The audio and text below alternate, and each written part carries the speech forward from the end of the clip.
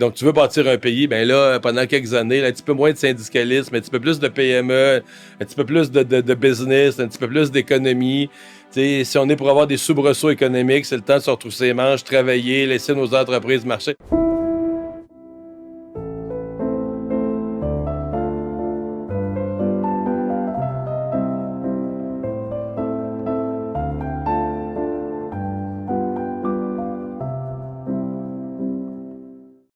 Bonjour à tous, un petit mot pour remercier ceux qui nous appuient financièrement. C'est grâce à vous que le projet fonctionne, que nous allons pouvoir continuer de vous offrir du contenu vraiment intéressant et même continuer de vous surprendre.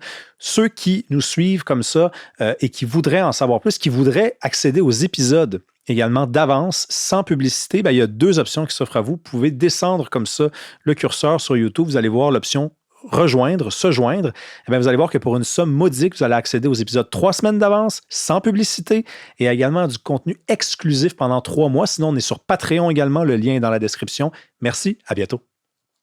Bonjour à tous, bienvenue à un nouvel épisode d'Il reste du monde. Ça me fait plaisir de vous retrouver. Vous en doutez peut-être pas parce qu'à chaque mardi, il y a un épisode qui sort, mais petite confidence, je tourne pas exactement les épisodes comme vous peut-être le soupçonnez. Je les tourne des fois en gros bloc et là, ça fait 1 mois que je me suis pas assis sur cette belle chaise-là parce que j'anime désormais une émission du lundi au jeudi au 99.5 Montréal à Cube. C'est de 18h à 19h. J'ai aussi l'émission le samedi avec Jacinthe Varel, donc je m'ajuste à mon horaire et l'invité que je m'offre en guise de retour comme ça a aussi un horaire un petit peu compliqué. Bonjour Mario Dumont. Bonjour. C'est un honneur, un privilège d'avoir été capable de t'arracher quelques minutes dans ta semaine.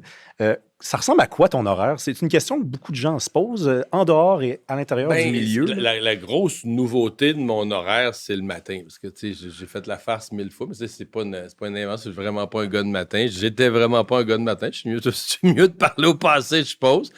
Mais ça veut dire que je sors du lit à 4h15. Là. Ça, c'est la partie difficile. Mais ensuite, l'autre partie un peu difficile, c'est que je sors des ondes à 9h30, puis je rentre à 10h en radio, Cube 99.5 FM, puis là, je rembarque à 10h à LCN. Ce qui apparaît impossible, ce que les gens doivent comprendre, c'est que ça ne serait pas possible si c'était ma première saison. C'est que l'émission de 10h à midi, je travaille avec la même équipe, la même chef de pupitre depuis des années. C'est comme ce qu'on appelle le pacing, le déroulement de l'émission entre chaque pause de 10h à 10h15. Je l'ai tout. Je l'ai même plus dans la tête, je l'ai quasiment dans l'ADN. Comment ça. Fait que, puis les sujets, je veux dire, c'est les mêmes. Souvent, moi, je vais travailler le soir. Les sujets, je vais avoir travaillé la veille au soir pour la radio et la télé, mais souvent, c'est la même actualité, plus ou moins. Fait que c'est ce qui rend ça possible. Mais c'est sûr qu'à midi, quand je finis tout ça, à midi, il y a comme... OK. D'ailleurs, quand je t'ai invité, je t'ai dit, tu peux venir à 12h30, c'est juste à côté, puis tu me dis, regarde, Rémi, je mange, 13h, 13h, oui, c'est ça. Tu te couches à quelle heure? Bon, ça, c'est l'autre bout. C'est que je suis pas un gars de matin, je suis pas un lève-tôt, mais en fait, c'est pas ça la vraie histoire. C'est que dans le fond, j'aime me lever tôt le matin, l'été, pour aller à la pêche. C'est surtout que je suis un couche-tard. En fait, la vraie histoire, c'est que je suis un couche-tard. Tu deviens un pas lève-tôt quand tu te couches tard, mais moi, le soir, spontanément, mettons, tu me mets pas d'horaire, d'obligé de me lever.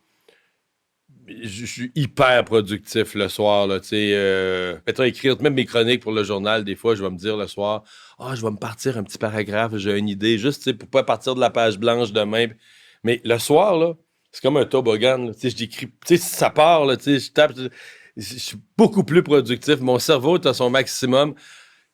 Quand je me dis ça sera le temps d'aller me coucher, là, c'est là que mon cerveau atteint son maximum de vitesse. Là. Puis j'ai toujours... Et je faisais mes devoirs de maths le soir, de nuit. J'ai toujours fait... Plus c'était difficile, plus c'était compliqué, plus j'envoyais ça en soirée. Là.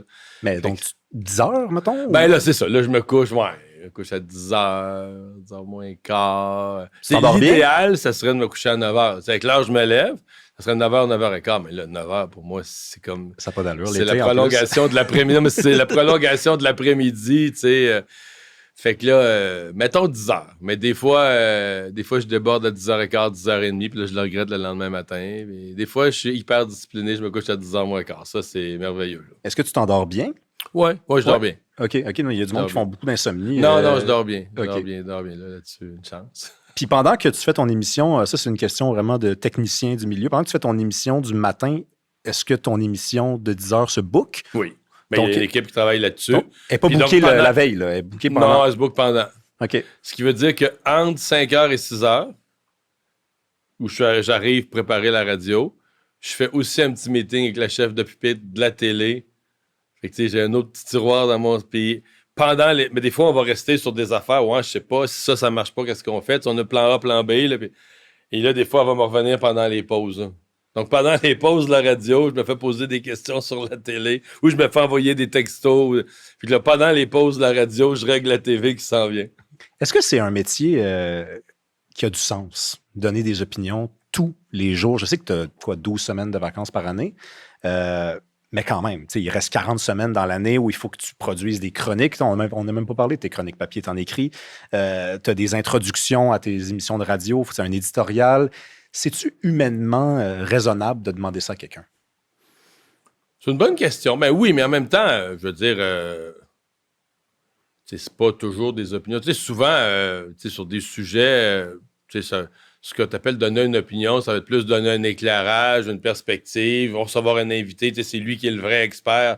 Moi, je vais juste mettre la table de façon générale. L'expert va arriver dans le détail. Souvent aussi, mais là encore, c'est comme... je pense pas que j'aurais pu faire ça à 25 ans. Là. C'est qu'à un moment donné, après des années, pas que tu as des opinions sur tout, mais tu en connais des bouts à propos de tout. Là. Je veux dire, moi, j'ai été chef de parti 15 ans. Je veux dire, à un moment donné, quelqu'un m'arrivait spontanément. Ouais, la politique forestière, tout ça. Je sais exactement de quoi il parle. Ouais, là, dans telle région, il y a telle affaire, le gouvernement, son programme, je sais de quoi il parle. Parce que je connais les régions, je connais les industries des régions. Fait que tu viens que... Tu pourrais pas tout apprendre ça dans une journée, mais c'est sur une vie, c'est sur des décennies à suivre les affaires publiques, comme à un moment donné. Tu connais pas tout. Mais tu sais, c'est rare. Bon, puis j'ai un esprit curieux, une pas pire mémoire, j'ai une formation scientifique, j'ai passé ma vie dans la politique et l'économie, ce qui fait que c'est rare que je vais arriver à un sujet et je vais dire, hey, ça, là, j'ai aucune idée. Là. Je sais pas de quoi ça parle. Ce qui arrive, je vais aller lire. Tu sais, à un moment donné, des sujets bien pointus dans les sciences de la santé ou d'une maladie, là, tu vas lire. Mais c'est quand même rare, là, généralement, tout ce qui sort dans l'actualité, là, je sais, bon, ça, parce que là, ça arrive, parce que là, l'année passée, il y avait eu ça, le gouvernement a créé une commission. La nouvelle de ce matin, généralement, je sais pourquoi elle arrive. Là. Je sais d'où ça part et d'où ça vient, parce que ça fait 35 ans que je suis le fil de l'actualité tous les jours. Mais c'est intéressant ce que tu dis sur les jeunes, parce que j'ai eu Benoît Dutrisac à la même place que toi, puis lui, il a commencé à la radio à 40 ans, je pense, si je me rappelle bien. Puis il m'envoyait pas une flèche, mais moi, j'en ai 31, ça fait 4 ans que je fais ça, puis des fois, je me questionne moi-même si je suis pas trop jeune pour faire ça. Tu me dis, il a fallu que je fasse de la politique. Non, mais t'as une culture générale exceptionnelle, puis tout ça, mais probablement que si tu vas te revoir à 55 ans, puis tu fais encore ça, tu vas y repenser, puis tu vas dire, oups, là, j'ai plus de bagages, j'en ai vu, j'en ai entendu, j'en ai vécu des affaires, des crises, puis tout ça, fait qu'on... Mais ce que tu as comme parcours, est-ce que c'est... Tu sais, il y en a qui ne l'ont pas puis qui ont le même travail que toi. Il y en a qui animent le matin, on ne les nommera pas, mais c'est pas grave, ils existent. Ils sont juste journalistes, mettons. Tu sais, ils ont juste été à regarder la politique. Toi, tu as été à l'intérieur. C'est pas un détail, là. Il y en a qui trouvent que c'est un plus, il y en a qui trouvent que c'est un moins. Comment ça peut être un moins? Ben, dans le sens que c'est parce que ça nous amène sur le terrain de l'objectivité, tu sais. Parce que tu as une prétention, mettons, pour ne pas la nommer dans une société d'État, tu as une prétention d'objectivité. Donc, on ne voudra pas jamais mettre à l'antenne quelqu'un qui a déjà été, ou tu sais, parce que là, on va voir quelqu'un qui a... Mais, curieusement, ils sont tous à gauche, là, mais ils sont objectifs. Non, mais, ouais. Par hasard, là, tu sais. Ou au centre-gauche. Fait que, tu sais, alors que moi, c'est comme, il n'y a pas de cachette. Je veux dire, tout est on the record. Là. Je veux dire, ce que j'ai pris comme position, j'ai voté au Parlement, je sais pas, 500 fois. Tu peux aller vérifier qu'est-ce que j'ai fait, qu'est-ce que j'ai voté, c'est ça. Fait que c'est connu. Fait que si tu m'écoutes, je veux dire, fais-toi pas dans... En même temps, moi, je suis curieux. Ça fait que, je veux dire, j'interviewe un chef syndical, les gens savent qui je suis, qui il est, il fait valoir son point de vue. Puis je vais pas mettre à gueuler, m'engueuler avec pour le fun de. Moi, je veux, tu sais, mon but, c'est que les gens soient plus éveillés, qu'ils réfléchissent plus. Après ça, sais, les auditeurs, là, ils vont voter pour chacun des partis qu'ils préfèrent, puis tout ça. Mon but, c'est qu'ils réfléchissent, qu'ils se posent des questions, tu sais, qui avalent pas l'hameçon, là, tu sais, moi qui étais un pêcheur, qui avalent pas l'hameçon à la première affaire qu'on leur présente, tu sais, qui se posent plus de questions. Ça a-tu de l'allure, ça a-tu pas d'allure? Ensuite, ils se font leur opinion. Ça, c'est plus mon problème. C'était qui tes inspirations quand tu étais très jeune dans le domaine du journalisme? Des fois, je te regarde à LCN, puis j'ai l'impression, je sais pas si tu y as déjà pensé, de voir René Lévesque point de mire avec sa craie puis son tableau. Avec sa craie puis son tableau, qu'on fait nous autres en version électronique. Ouais. Ouais, peut-être. Très pédagogue. Pas vraiment encore, en tout cas à l'époque où il fait ça, dans l'idéologie, dans l'opinion, plus dans la transmission d'apprentissage. Ouais, mais moi, vraiment, mon truc là, que je veux, tu sais, c'est la vulgarisation. C'est que moi, je pars de l'idée que, tu sais, tout le monde peut comprendre. Tout le monde qui fait l'effort, je comprends, on s'entend qu'il y a une partie de la population qui écoute jamais aucune nouvelle, aucune information, mais qui sont dans l'ignorance confortable puis ils vivent bien de même. Mais moi, je pars de l'idée que toute personne qui veut comprendre, même si, je sais pas, la personne a fait des études dans un métier manuel, n'a jamais eu le nez dans les livres de sciences politiques, si tu expliques, tu décortiques, tu comprends, la personne est capable de comprendre. Puis que c'est... En fait, les plus grands cerveaux dans tous les domaines que moi j'ai la chance d'interviewer, ça me frappe toujours. Les gens, là, hyper compétents, là, qui font avancer leur science tellement qu'ils sont poussés, quand tu leur poses des questions simples, ils te vulgarisent ça, là, ça vient clair, limpide. Fait que tu dis, c'est pas parce qu'ils sont pointus puis compliqués dans un congrès avec des spécialistes de leur domaine, ils vont tenir un langage complexe, pointu. Mais quand tu les ramènes dans le plancher des vaches pour expliquer au monde, là, la plupart vont être capables, parce qu'ils comprennent tellement leur matière, c'est tellement clair dans leur tête, là. Je sais pas, mon niveau moléculaire, c'est tellement clair ce qui se passe, là, qu'ils vont... Fait que moi, c'est ça que j'aime, là, c'est vulgariser puis partir de l'idée que les gens peuvent comprendre.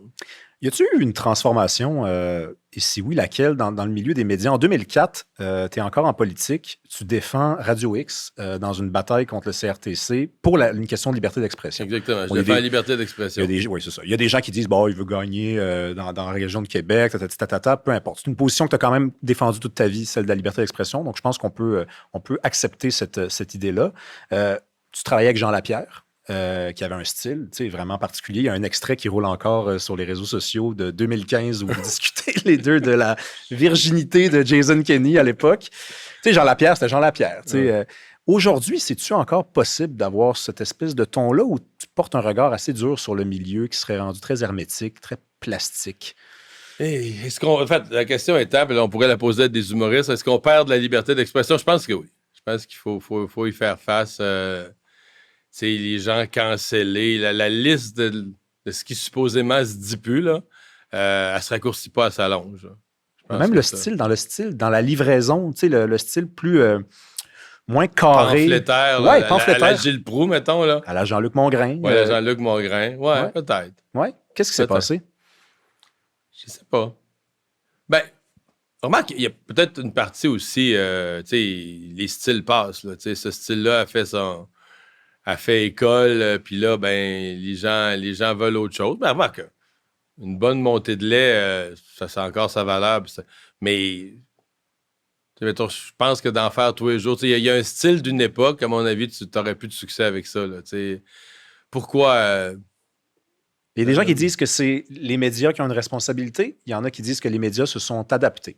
C'est la poule. Moi, je pense que c'est ça. Ils se sont adaptés. Donc, les humains ont changé. Les Québécois attendent des choses différentes. L'auditeur a changé. Je pense que oui. Je pense que c'est-à-dire qu'il veut pas... C'est-à-dire qu'il veut être diverti. Parce qu'il y a un point où... mettons que tu fais 5 montées de lait à l'heure, là, parce que là, l'auditeur veut être diverti. Là. Ouais. C'est plus... Parce que ça se peut pas que tu es vraiment emporté, là, à moins que tu vis ta vie sur le bout de ta chaise enragée tout le temps. Là. Mais généralement, mettons, tu vas faire des affaires qui te choquent vraiment. Là, ça nous arrive tous, mais pas 6 par jour, pas 8 par émission, pas 8 par émission de 2 heures. Fait qu'il y a un point où tu dis, OK, à chaque fois, c'est un peu du théâtre. Puis moi, je dirais que probablement à cause des réseaux sociaux, parce qu'il y a une distance qui s'est perdue. Hein? Tu sais, avec les réseaux sociaux, puis... Tu sais, à une époque, là, le monde des médias, puis, mettons, un journaliste. Mais là, à cette heure, les gens, ils s'informent, ils voient. Tu sais, mettons, maintenant, dans les radios, là, on a des caméras. Nous autres, à Cube, on a des caméras. Les gens, ils voient ce qui se passe en studio. il y a un côté mystique qui s'est perdu. Il y a un côté, c'est le monde s'est rapproché de ce qu'on fait. Fait qu'on dirait qu'il... C'est peut-être dans ma tête, on dirait qu'il y croirait pas. Là, il se dirait, ouais, tu sais, c'était un show, c'est du théâtre qui nous fait. Jusqu'à un certain point, si t'en mettais trop, là, puis c'était pas authentique, là. Une fois de temps en temps, mais c'est encore à la demande. Tu regardes, là, la saison de radio, on enregistre, on est au début du mois d'octobre. Je pense le moment le plus hot de ton émission depuis le retour de l'été, c'est l'entrevue avec Magali Picard. Ouais, l'entrevue avec Magali Picard, mais ça, c'est totalement non prévu, là. Je veux dire, moi, je fais une entrevue, puis c'est sûr que sur le fond, je suis pas d'accord avec elle. Moi, je pense que la réforme syndicale est nécessaire, puis elle, elle a peur de perdre des revenus, là. Elle peut te dire qu'elle n'est pas d'accord. Ben non. Mais c'est parce que c'est elle qui, en cours d'entrevue, d'abord, sincèrement, à un moment donné, c'est un peu court au niveau des arguments. Sur le fond, là, les réponses qu'elle me donne, c'est un peu court au niveau des arguments. Puis là, ben, elle compense, dans le fond, ça à l'insulte de l'animateur. L'animateur, il en a vu d'autres. Ça part, mais le monde n'aime pas ça. Qu'est-ce qu'elle a dit encore? Mais là, après ça, elle a insulté les auditeurs. Là. Mais l'insulte de l'animateur? Ah, je ne sais pas ce qu'elle a dit exactement, en voulant dire que moi, c'est correct, parce que c'est comme j'étais biaisé sur ce sujet-là. Après ça, là, elle dit, on sait bien, on est à Cube. Ah oui, là, c'est la complètement boîte, fargé. Notre ligne, là, on n'était plus capable de lire. Tu sais, lire les messages des auditeurs, on n'était plus capable de les lire parce qu'ils bougeaient trop. Parce qu'on n'a pas quelque chose, peut-être dans notre système, nos boss vont devoir améliorer ça, mais on n'a pas quelque chose pour les figer. Fait que quand il en rentre trop, ça déroule comme une bande déroulante. Tu sais, puis tu dis, quel mauvais... Mais en même temps, ça a donné un moment de radio, mais c'est parce que c'était vrai, là. Tu sais, c'est pas un show qui a été donné... Moi, là, jamais j'aurais imaginé qu'elle puisse faire, à mon avis, ce qui est une erreur. Parce que l'erreur des erreurs, là, c'est qu'elles sont sous-entendues. Si on sait bien, si j'étais à Radio-Canada, ce serait pas de même. Ici, à Cube, le monde sont anti-syndicats, mais c'est parce que le monde nous écrivait, là. 1 sur 2 disait je suis membre de son syndicat. Puis le monde nous écrivait, parce que comme le sujet, c'était les cotisations, il disait le montant. Moi, je paye 168 de cotisations par année. Ah non, elle a complètement foiré. Elle ne reviendra plus. Là. Peut-être elle ne reviendra sûrement plus à Cube. Là. Je sais pas. Elle n'aura pas vraiment le choix. Il y a une question que je vais te poser. Tu vas être obligé d'y répondre. Oui. Mais je te sais quand même modeste, donc ça va être un peu compliqué de t'arracher une réponse. Mais comment t'expliques ton succès? Parce que moi, j'ai une explication. Je pense, puis je ne veux pas que tu le prennes du tout comme un défaut, c'en est pas un. Mais tu as une posture très mitoyenne. Tu es quelqu'un, même des fois, si on ne te lit pas constamment, puis si on n'a pas tout écouté, on s'en rappelle peut-être plus si tu es souverainiste, par exemple, ou si tu es fédéraliste. Il y a des rumeurs voulant que tu te sois fait approcher par à peu près tous les partis. Chose qui n'arriverait pas à quelqu'un pour qui c'est assez clair, ses convictions sur la question constitutionnelle, par exemple. Est-ce que c'est ça qui explique le succès de Mario Dumont? Le fait que on peut l'inviter à n'importe quel party parce que la chicane, elle ne va pas pogner. Ben, je pense aussi que, sincèrement, je pense aussi que c'est parce que c'est assez... je pense qu'on cherche ça compliqué. Je pense que c'est convivial, ce que je fais à télé, à la radio, tu sais. Les gens nous écoutent quand même longtemps, là, tu sais, même à LCN, il y a des gens qui écoutent toute l'émission, puis l'autre d'après, la télé reste des heures. Fait que, tu sais, oui, il faut faire des nouvelles, mais toujours... Moi, je pense que le sourire en coin est important, là. C'est-à-dire que, il arrive de quoi de grave, on sourit plus pantoute, là, tu sais, parce qu'on couvre quand même des nouvelles. Mais tu sais, mettons, les nouvelles politiques. Le politicien dit telle phrase, tu sais, le sourire en coin, il dit, ouais, il pense-tu vraiment, il va-tu vraiment réussir à le faire, tu sais. Puis ça, je pense que ça fait une atmosphère conviviale. Et moi, je pense que la vulgarisation, l'atmosphère conviviale, c'est... Pour le reste... Non, parce que, tu sais, je veux dire, c'est surprenant. Là, il y a des gens qui nous écoutent. Mettons, là, moi, je suis plus à droite économiquement. Il y a des gens qui, tous les jours, m'écrivent pour dire qu'ils sont pas d'accord. Mais ils t'écoutent. Ils sont là tous les jours. Parce qu'ils auront une raison de t'écrire. Ils ont écouté ce que tu faisais. Ils ont écouté ce que j'ai dit. Mot à mot, ils savent ce que j'ai dit. Fait que c'est la différence entre la politique et les médias. C'est qu'en politique, tu soustrais puis tu additionnes. C'est-à-dire que, tu additionnes des gens, mais là, tu prends telle position, t'en perds. Alors que, potentiellement, dans les médias, tu soustrais si c'est plate.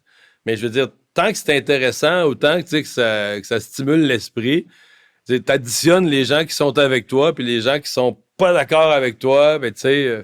Mais sur l'idée que tu es quelqu'un de mitoyen, est-ce que tu me suis un peu? Ben, c'est-à-dire que je suis pas... Sur la question de l'avenir du Québec, je suis un nationaliste, là, tu sais, presque souverainiste, En fait, je me méfie pas du tout de la souveraineté. Je me méfie énormément des souverainistes. J'ai pas peur de la souveraineté zéro. Tu sais, je la ferais de même. Pour moi, là, le Québec est capable de faire... Je me méfie beaucoup des souverainistes, de ce qu'ils pourraient faire avec, puis de leurs tendances, puis tout ça. Mais tu sais, moi, moi, dans ma tête, là, tu sais, je vais te donner l'exemple. Moi, j'ai l'impression que j'anime où je parle, tu sais, pour le peuple du Québec. Tu sais, il y a un peuple, là, puis tu sais, quand j'entends des phrases de M. Parizeau que j'ai bien aimé, mais qui disait une chose, c'est disant, moi, je veux pas être le premier ministre d'une province, je vais être le premier ministre d'un pays, tu sais. Moi, je trouvais ça, là, épouvantable de, pas de le dire, de penser ça. C'est-à-dire, tu dis, non, mais t'es ni un ni l'autre. T'es le premier ministre d'un peuple, là. Le peuple, il est là, le monde, là. Puis là, après ça, le peuple, il a ses hésitations. Il fait ce que tu veux des fois. Là, il va voter pour toi. Mais là, au référendum, il vote pas comme tu veux, tu sais. Mais toi, t'es premier ministre du peuple, là, tu sais. C'est comme, c'est le monde, là, tu sais. C'est les gens, là. C'est pas tu sais, après ça, tu sais. T'as pas cette hauteur-là, sans dire qu'il était condescendant, mais il y avait quand même un style très britannique. Ouais, Là, ouais, qu'on fait ouais. 3 pièces. Mais c'est que lui, il a pensé à ça, là, tu sais. Pour lui, là, tu sais, une province, un pays, c'est quelque chose. Alors moi, je vois pas, je vois pas du tout ça de même, là. Tu sais, je vois. C'est un monde normal, le monde québécois, même si c'est pas doté d'un pays. Mais C'est ça. Il n'y a rien d'anormal, là. On est comme les Catalans comme d'autres. C'est pas idéal. C'est assez. On vient de le vivre avec 3 années d'immigration folle au Canada. Tu te dis, wow, là, le fait d'être une province dans le Canada, ça a un impact majeur sur notre vie, notre démographie, notre langue, tu sais. Il y a des avantages, des inconvénients. Mais moi, j'en parle, tu sais, mettons ça, là, je n'ai parlé abondamment à la télé, là, tu sais, les effets au niveau démographique, l'immigration. Fait que, tu sais, c'est que j'ai comme une marge. Fait que, tu sais, je pense que je fais quand même réfléchir les gens, là, aux avantages, des inconvénients. Oui. Par contre, tu sais, autant, me donner un exemple, autant ça, pour moi, c'est un argument souverainiste majeur de contrôler tes frontières de démographie. Mais quand j'entends des souverainistes qui viennent au micro dans mon émission et ils me disent, ah ben là, nous autres, on va faire de la souveraineté parce que là, les sables bitumineux, là, excuse-moi, là, mais ça, c'est pas logique. Ça, tu me sers en tant que souverainiste un argument fédéraliste. Parce que moi, dans ma logique, là, 1 + 1 = 2, si tu penses que les sables bitumineux sont une menace pour la planète Terre, ben, ce que tu devrais souhaiter comme citoyen, c'est avoir un impact sur leur exploitation. Si tu veux avoir un impact sur leur exploitation, il faut que tu te gardes un droit de vote à Ottawa. Fait qu'il faut qu'on reste dans le Canada.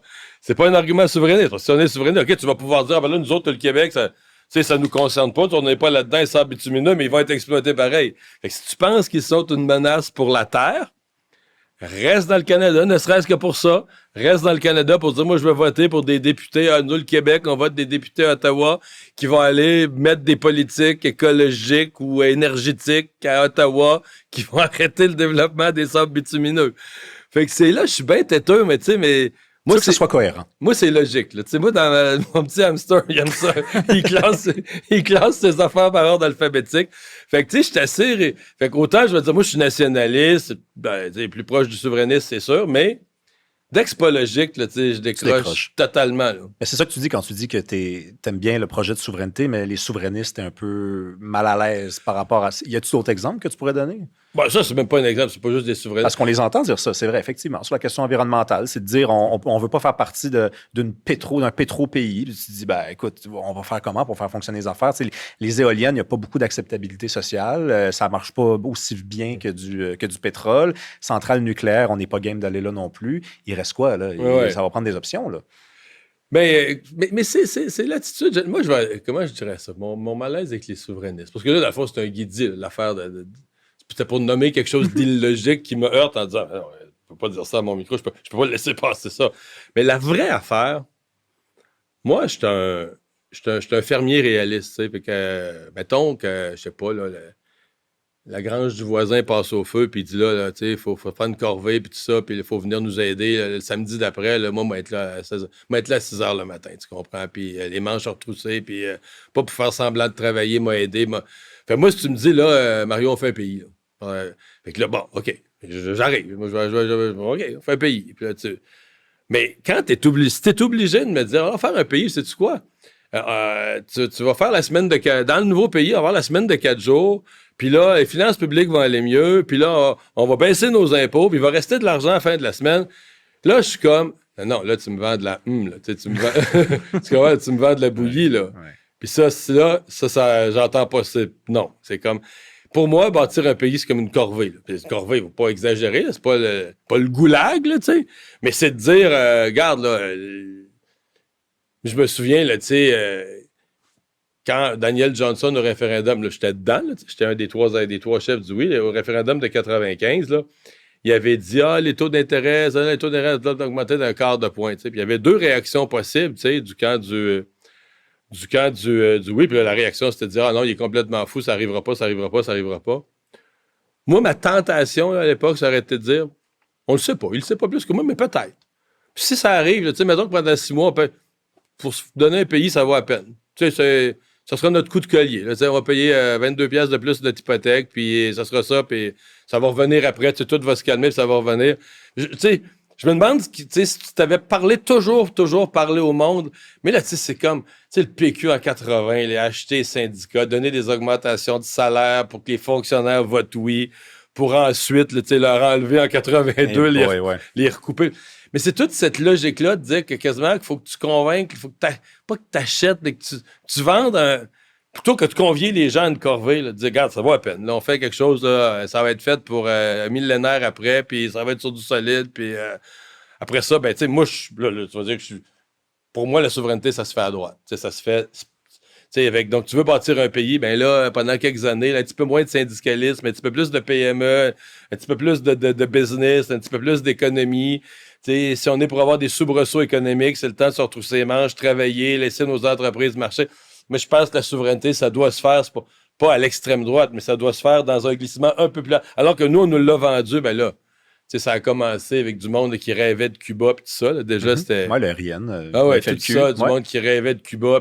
Puis moi, ça m'a frappé parce que, moi, dans plein des gens dans ma famille, ça votait non. Puis c'est tous des Québécois nationalistes francophones, puis très nationalistes. Puis je me suis rendu compte, quand j'avais 24 années, c'est pourquoi, mettons, tous mes oncles, tout ça, plusieurs, le réflexe de voter non, mais il était encore marqué par ça, de dire, projet de pays, là, c'est une patente, là, de syndicaleux, puis puis que tout le monde des affaires, les chambres de commerce, tout ce monde-là était contre la souveraineté, mais dans les régions, c'est tous des francophones, normalement, là. Ils devraient dire... mais il y a quelque chose dans... Fait que...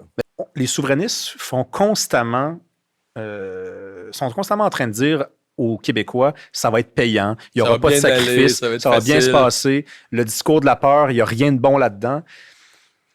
Est-ce qu'il y a véritablement un gain à prendre le discours puis de le mettre dans l'autre sens? Puis là, on parlait de gauche puis de droite, mais c'est pas de ça dont je parle en ce moment. C'est de dire, regarde, on va dire aux Québécois que ça va être dur. Ça va être plus dur que si on reste dans le Canada. Pendant 5 ans, pendant 10 ans.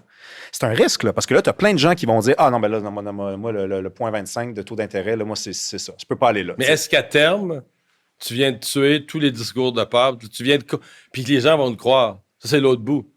Parce que tu vas chercher les vrais souverainistes aussi, pas ceux qui vont le faire pour des raisons comptables. Mais est-ce que les gens croient ça? Ça, c'est l'autre bout. Moi, je pense que quand tu véhicules, là, que tout va bien aller, tout va être facile, tout ça, là, je pense que les gens ne te croient pas. Là. C'est comme ça devient comme des promesses. Plutôt qu'un projet de pays, ça devient comme une grosse promesse électorale. Alors que si tu dis quelque chose qui se rapproche le plus de la vérité, de toute façon, on ne le sait pas. De toute façon, on ne le sait pas. Mais de dire, regardez, c'est pas complètement faux, mais on va le faire ensemble, par contre. On va être bien, on va être ensemble. Il y a plein d'affaires qui sont compliquées au quotidien. Ça va être plus simple. T'sais. On va être des Québécois, on va être ensemble. OK? Ça va être plus simple pour la langue, plus simple pour l'immigration. Il y aura moins de paperasse. Puis on va donner une parole aux gens de droite. Mais par contre, c'est vrai que ça va être un peu dur au début. Puis il va y avoir des incertitudes. Moi, je pense que si tu avais commencé à dire ça en 1975, tu aurais changé peut-être le cours de l'histoire. Là. Mais on a toujours voulu dire, tu sais, c'est la fameuse notion de rassurer les gens, là. Tu sais, rassurer, mais tu rassurer. Là. Tu fais pas... Les gens qui ont fait l'indépendance de leur pays, c'était pas pour se rassurer. Les gens. Non, c'était ils allaient à la guerre. Ils s'en allaient se manger des coups d'en face. Puis ils allaient en mourir. Je sais. Hey, tu m'avais dit, il y a une condition, si je viens à ton podcast, je suis tanné. Tu m'as dit, il y a une condition, tu m'as dit, on parle pas d'actualité, moi je donne mes opinions. L'actualité du jour. Là. Ouais, puis moi j'ai dit, mais non, c'est pas pour ça que je veux que tu viennes, je veux parler du métier, je veux parler aussi de ta carrière politique, je veux qu'on aille au fond de certaines affaires que tu laisses parfois en suspens, soit ton avenir politique. Je lisais l'autre jour ta déclaration quand tu as quitté la politique. C'était à 39 ans, parce que tu as commencé à t'impliquer en politique à 15 ans, comme jeune libéral. 16-17, ouais. 15 ans, j'ai élu en 1985. Puis, dans ta lettre de démission, Peut-être la lettre de démission la plus short and sweet que j'ai lue de ma vie. Je m'en souviens pas, zéro. Mon Dieu, d'après moi, tu avais fait travailler avec une firme de relations publiques parce que c'était intro, développement. Non, en tout cas, c'était très court. Tu dis à la fin, il y a un sentiment d'échec de ne jamais avoir connu le pouvoir. On est en février 2009. Il y a un sentiment d'échec de ne jamais avoir connu le pouvoir, c'est sûr. Mais en même temps, je pense avoir changé le débat politique au Québec et je pense avoir instauré une nouvelle voie politique. Quand on te parle d'un retour possible en politique, moi, je te crois. Parce que tu dis, moi, je suis bien. L'été, je suis en famille, j'ai 10 semaines de vacances par année. L'été, je vais pêcher, j'ai mes fins de semaine. J'ai fait ce que j'avais à faire en politique. Moi, je te crois. Après, tu sais, tu as 55 ans. 55 ans, c'est jeune. C'est très, très jeune. C'est vieux. Et t'es bien conservé. Tu es encore là, puis il y a une porte qui n'est pas tout à fait fermée dans la mesure où toi, tu penses que tu l'as fermée, puis je respecte le fait que tu me dises, c'est sûr, il faut te croire. Mais quand on lit sur l'histoire des grands hommes politiques, des fois, on fait, mon Dieu, il a quitté, mais la CAQ est revenue. Hein? Je te lis la fin de la lettre. Je pense avoir instauré une nouvelle voie politique. La CAQ est très bas dans les sondages. Si elle ne remporte pas la prochaine élection, si même elle arrive 3e, 4e, cette nouvelle voie politique-là, elle n'existera plus. Est-ce que c'est quelque chose à quoi tu penses des fois, ça? Non. Moi, oui, non. Pas autrement que comme un analyste. Là. Non? Je veux dire, pour moi, la CAQ, là, je veux dire, c'est un autre parti. Là. J'ai jamais vu comme la suite de ce que tu avais fait. C'est vraiment, tu sais, les gens qui étaient à l'ADQ à ce moment-là n'avaient pas le choix. Je veux dire, tu sais, ils étaient très bas dans les sondages, il restait quelques députés. Ils ont comme été aspirés là, dans la popularité de François Legault. Mais moi, je me suis jamais senti... Puis, on va régler une chose. Pour vrai, je ne retournerai pas en politique. Là. Ça n'arrivera pas. Là. À 55 ans, c'est jeune. 55 ans, peut-être parce que j'en ai fait de jeune, là, mais je suis bien plus proche de la retraite, de planifier ma retraite, que n'importe quel nouveau projet grandiose de reprendre, tu sais, jusqu'à 68 ans. Oublie ça, là. Mais tu t'es fait approcher. Ben oui et non. J'ai jamais, depuis, au début, oui, là. Je veux dire, après, quand j'ai quitté, là, les premières années, oui, là, les conservateurs à Ottawa, ouais, okay. C'est ça.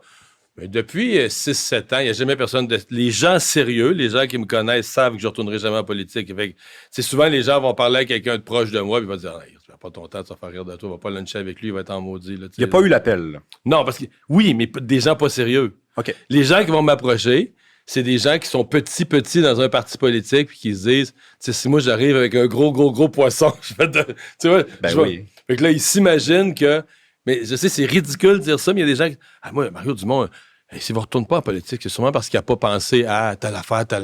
Moi, je vais aller luncher avec, moi, y en parler, puis là, tu sais. c'est des gens pas sérieux. Les gens qui me rencontrent pour me parler de ça, c'est des gens pas sérieux. Mais oui, c'est arrivé.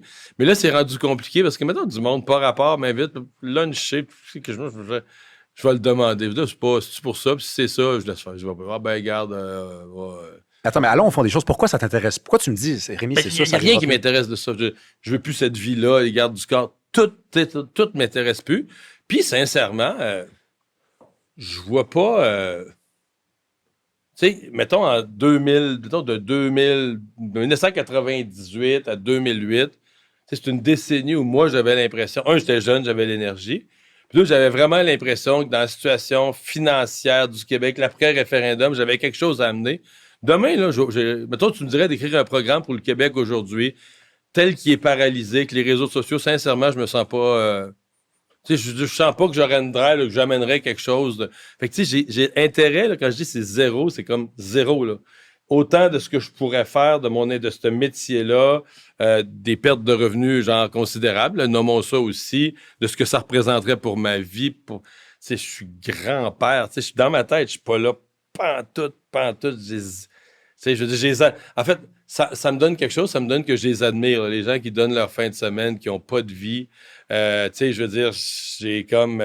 il y a comme un niveau de sévérité que j'ai... À moins qu'un politicien vole, qui ment au monde en pleine face.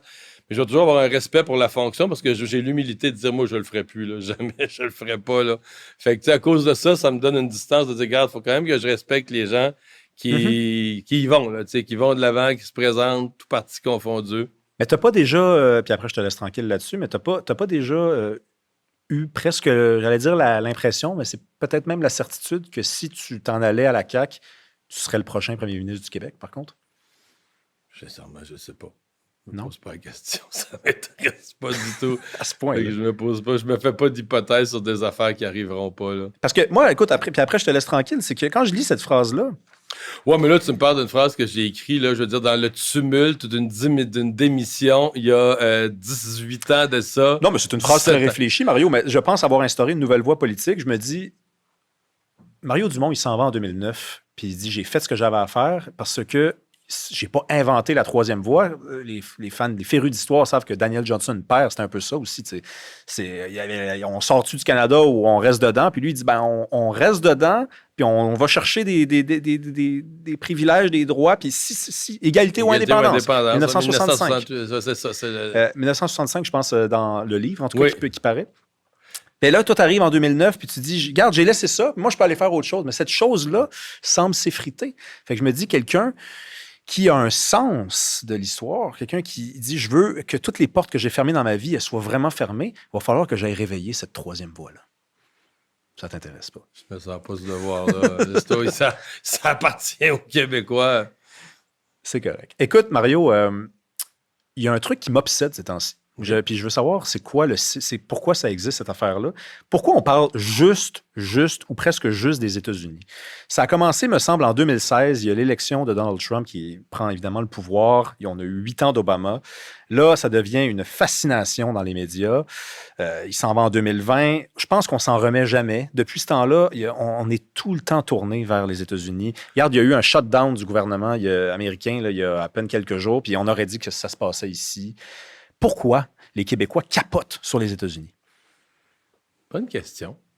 C'est drôle parce qu'il y a eu une discussion sur les réseaux sociaux la semaine passée là-dessus. J'ai vu Véronique Yvon, ou il y a 2 semaines, plus longtemps que ça, j'ai vu Véronique Yvon, d'autres là, qui s'échangeaient là-dessus. Elle a tweeté là-dessus, puis ensuite elle est allée à Tout peut arriver, à l'émission de Marie-Louise Arsenault. Ah. Et sur le plateau, il y a eu une petite controverse. Que je connais pas. Ah, ouais. J'ai jamais écouté de ma vie.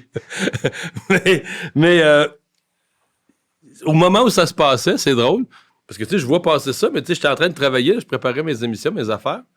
Puis je vais sur le site du Devoir, et les 2 premières nouvelles, c'était genre la garde nationale à Portland, je sais pas quoi. C'était 2 nouvelles de politique intérieure américaine. Donc, même pas là, les Américains, les tarifs par rapport à nous. C'était les 2 plus cliqués du Devoir. Fait que, tu sais, ça nous ramène à la question, est-ce que les médias répondent? Écoute, les gens sont...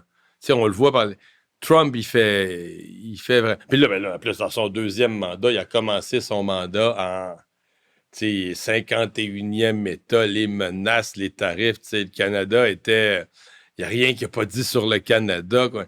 Fait que c'est sûr que ça a créé un intérêt énorme. Là, Mais moi, je me la pose, la question, quand même. Moi j'en laisse passer. Là, des nouvelles de politique américaine interne. Donc, quand ça nous concerne, oui, là, des tarifs ou des choses qui ont un impact sur nos vies.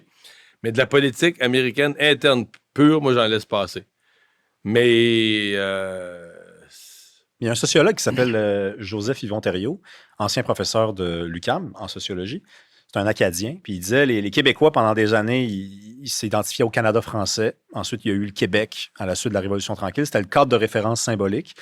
Là, il y a eu référendum de 80, échec, référendum de 95, échec. Et là, les Québécois, presque par fatigue, de ne pas être capable d'avoir un vrai cadre de référence et de l'incarner, ils se sont retournés vers les États-Unis. Puis là, il y a tous les travaux de l'américanité. Ah ouais? Oui, mais moi, je trouve ça fascinant parce que ça se traduit concrètement. Tu sais, tu regardes, on regarde Charlie Kirk. Mais là, en même Charlie temps... Kirk, on aurait dit que c'est un Québécois, là. Tout le monde avait une opinion sur Charlie Kirk. Je suis sûr qu'il n'y avait même pas 1% des Québécois qui savaient c'était qui Charlie Kirk le 9 septembre 2025. Le 10, il se fait tirer une balle. Moi, j'ai dit ça au bureau. Je dis, écoute, là, oui, on en parle. Je comprends ici. Non, c'est un assassinat politique, puis tout ça.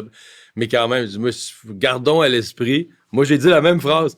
J'ai dit, gardons à l'esprit qu'il n'y a pas 1% des Québécois qui savaient c'était qui la semaine d'avant. Mais il y a quelque chose, moi je sais pas, moi je trouve ça grave.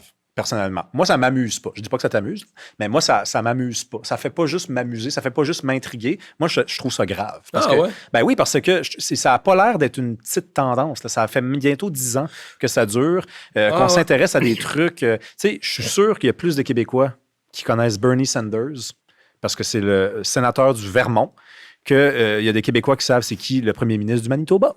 Puis pourtant, on est quand même bien dans le même... Non, mais c'est sûr, mais c'est bizarre. C'est très bizarre. De quoi est-ce le signe? Mais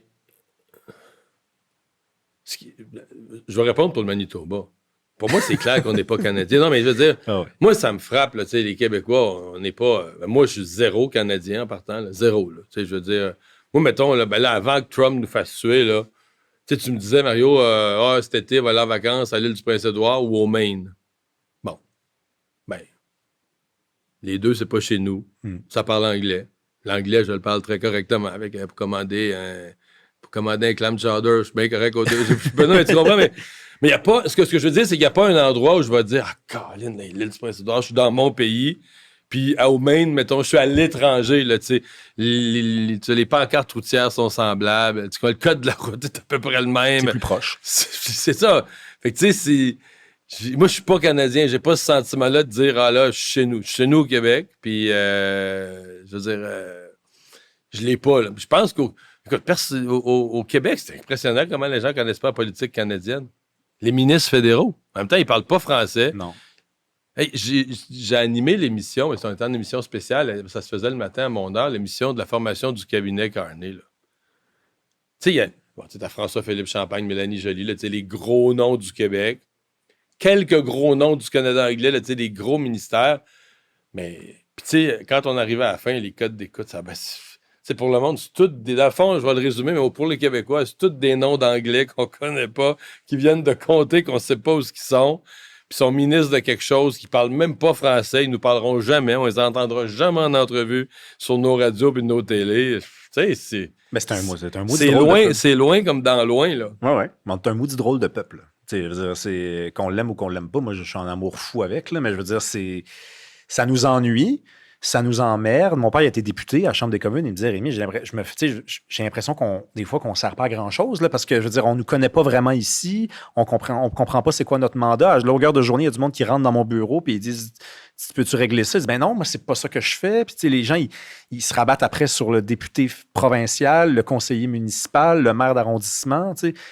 Mais on regarde ce qui se passe aux États-Unis, puis c'est-tu parce que c'est spectaculaire? C'est des flamèches? C'est ça. Moi, je pense que tu enlèves Trump du décor, puis ça va retomber un intérêt normal. Parce qu'avant ça, on s'intéressait aux États-Unis. L'élection présidentielle, ça a toujours créé de l'intérêt. Parce que c'est comme, t'élis le gars le plus puissant de la Terre, puis c'est dans ta cour. C'est là c'est dans notre cour arrière. La Maison-Blanche, on peut y aller en auto, ça prend 8 heures. On n'est pas... Ce n'est pas à l'autre bout de la planète, là, comme tu es en Asie, puis c'est loin de chez vous. On est à côté des États-Unis.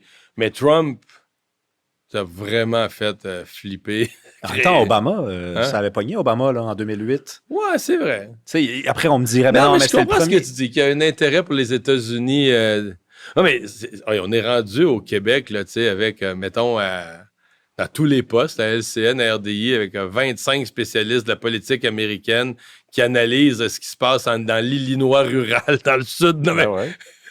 Ça n'a aucun bon sens. Je veux dire, on a des chroniqueurs de la presse qui vont couvrir les élections présidentielles pendant 2 mois, mais je suis pas sûr qu'il y en a qui vont vraiment à l'autre bout du Canada. Ben non, mais c'est ça. On couvre plus fédéral. Non, mais c'est une observation, c'est sûr qu'il est valable. Parce qu'en plus, on a une responsabilité, Mario. On est dans les médias, fait que là, on dit souvent les médias sont en crise, donc ils ont besoin de clics. Ça clique plus. Mais je vais te donner une réponse, puis tu l'aimeras pas, là, mais tu sais, quelqu'un a dit avant moi, les médias couvrent 2 choses, ce qui est important et ce qui est intéressant. Puis là, avec Trump, c'est devenu, même pour des mauvaises raisons, mais c'est devenu intéressant. Puis on pourrait dire, mais la politique canadienne, c'est important parce qu'en bout de ligne, c'est nos impôts, c'est notre vie. Mais c'est pas intéressant. Je veux dire, ce que fait le ministre de je sais pas quoi, de la Saskatchewan, tout ça, je veux dire, j'en parle demain à Cube, toi-même, tu vas changer de poste, tu vas dire que c'est bien plate.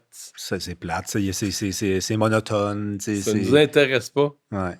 Tu as parlé tantôt de retraite. Tu as dit, je fais plus à penser à ma retraite qu'à penser à retourner en politique. je te rappelle quand même que tu es jeune, 55 ans. C'est quoi que tu as envie de réaliser avant de dire, là, on me verra plus à la face, là? Mais rien à signaler, là. Non? On continue sur cette voie-là? Ouais. Ouais. J'ai pas d'autres plans. Non, mais je pourrais faire d'autres affaires en pré-retraite. Écrire un livre? Ouais, ça, c'est toujours un petit peu dans le décor. Je pourrais éventuellement faire ça, mais tu sais, aider des jeunes en business, là, en pré-retraite. Il y a plein d'affaires. J'ai jamais fait ça, le monde des affaires, ça m'intéresse beaucoup. Fait que je fais confiance à la vie, mais c'est sûr que le rythme que je fais là, je ferai pas ça un autre 20 ans. Là. Je ferai plus ça. Je ferai plus ça. Tu te donnes combien de temps? Je sais même pas. Non? Et je vais signer dans les années à venir, je vais signer des contrats de plus en plus courts. Ouais. Tu signes des contrats de 2 ans, puis tu vas faire des contrats d'1 an comme ça. C'est genre. Merci beaucoup, Mario Dumont. C'était un plaisir. Merci d'avoir été là. Écoutez, si vous aimez ce qu'on fait, il y a plusieurs façons de nous encourager. Vous pouvez vous abonner à la page. C'est gratuit, puis ça nous aide dans le référencement. Si vous voulez accéder aux épisodes d'avance, il y a 2 façons de le faire. Il y a Patreon, le lien est dans la description. Puis il y a également, vous pesez sur Rejoindre, se joindre. Et là, vous allez avoir plusieurs offres qui vont s'offrir à vous. Puis vous allez pouvoir nous aider. Vous allez pouvoir nous encourager à continuer le projet. À la semaine prochaine. Merci.